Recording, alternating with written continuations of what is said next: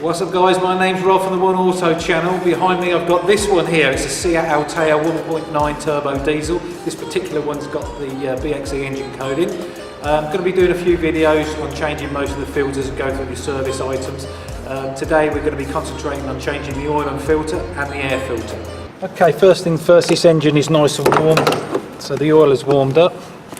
I usually just take the cap off, let the engine breathe, and I pulled the dipstick as well. I have checked the oil, it's about a litre down to be fair, so I don't know when it was last done. What you're going to need first of all is a 32mm socket to fit the oil filter, top of the oil filter housing here. This is just a short stubby one, so we'll crack that undone. I've put some paper towel around already just to catch any overflowing oil.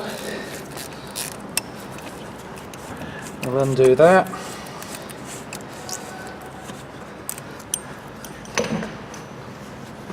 And have another piece of towel or rag, whatever, handy, just while you lift it out.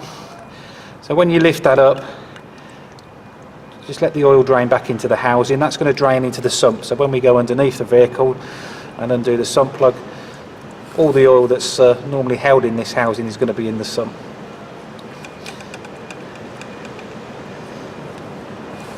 There we are. So that's the type of filter we have in this one.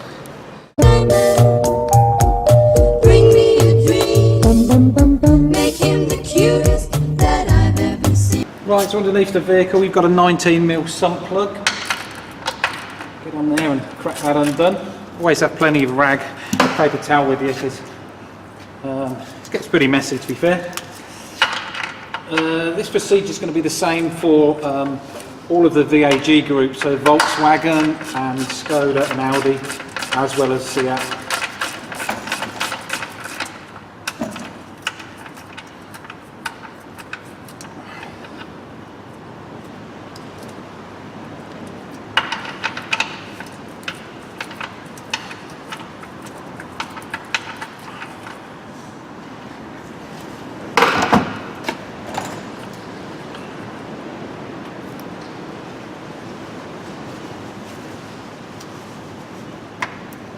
There's the washer.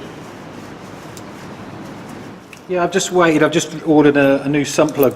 As you probably saw, the washer got stuck on there, and normally they don't normally come off. So this one actually slides off, and it looks pretty thin. When you get a new one, it's quite a thick sump plug washer, and it's part of the sump plug normally. So I'm going to stick this one in.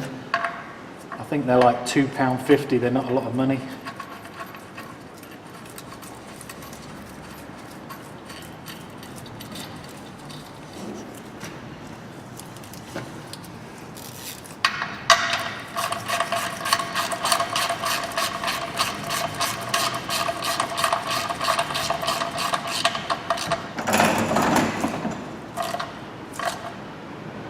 Just nip it up like that, don't kill it, you're going into an aluminium sump at the end of the day.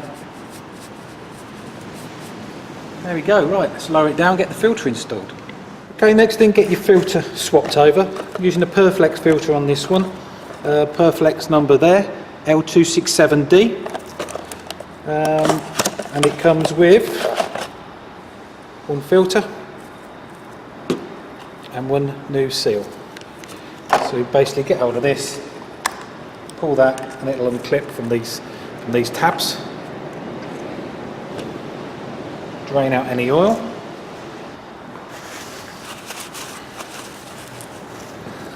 And then swap the seal over, rubber O-ring, a hook or a small screwdriver underneath it and work it round. And off that comes. And get your new one and put it back on.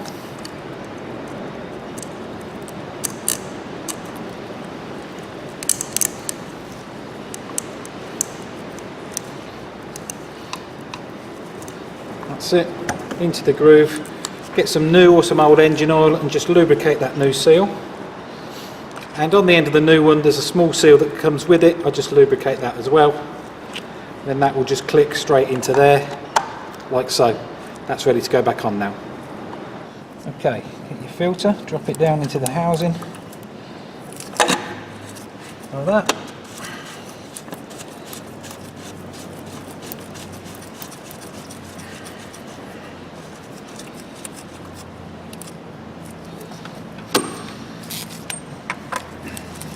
then tighten it down. It says there's a torque specification on the top, 25 Newton meters, which is that.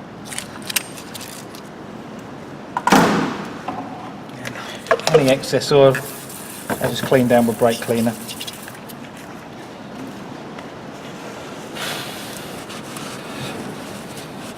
Then add your oil.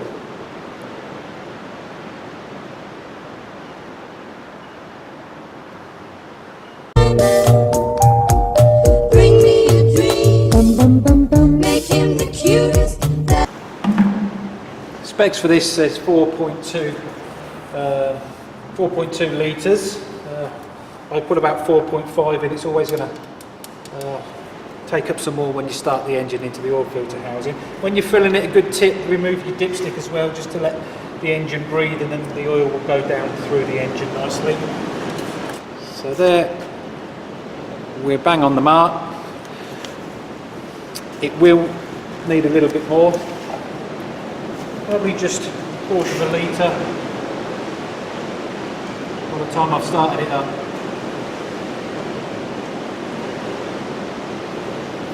Try that.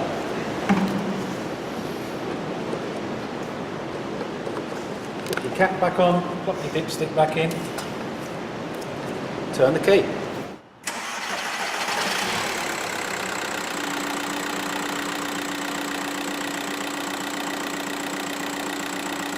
Check for any leaks.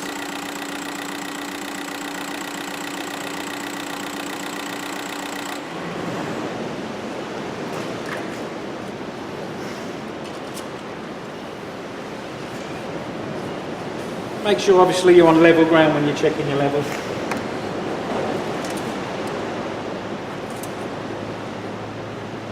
So that's dropped it down, and we've probably got about another half a litre to go in. You can see it's just there, not quite on the mark.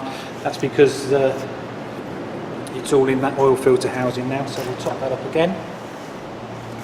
What I've got left in this jug, we've got probably half a litre here. We'll put that in, see if it's right.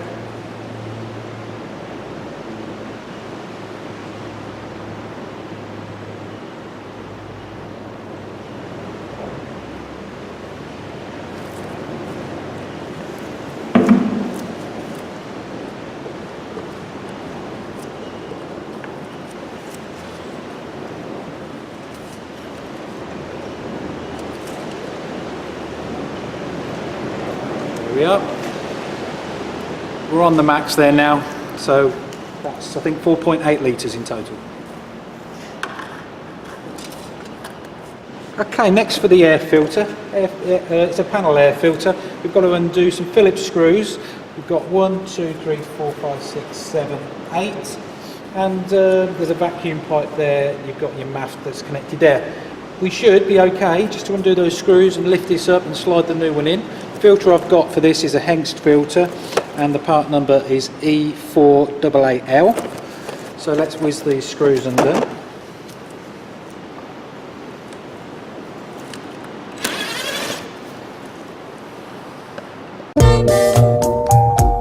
Bring me a dream. Bum, bum, bum, bum.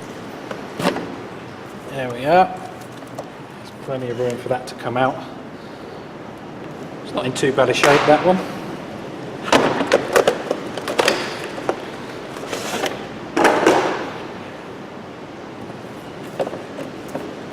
Pop the new one in.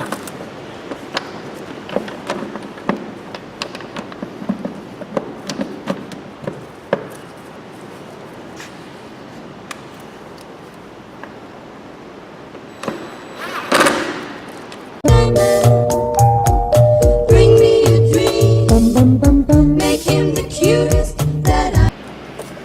Good. So that's it, guys. That's how you do your oil and filter change and air filter change on your Seat Altea 1.9 TDI. Same with a Golf 1900 TDI, Audi A3, and all your Skodas as well, and you know, Seat Ibizas and Seat Leons. There's loads of them that have this engine. It's pretty basic stuff. If you're doing it yourself at home, make sure that you work safely on jack stands and using the right equipment. You don't want the car falling on your head.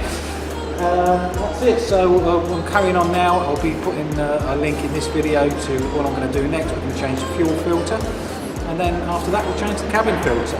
So hope you enjoyed the video. Hope it's of use to somebody. Don't forget to connect to me: Facebook, Twitter, and Google+. Thanks for watching.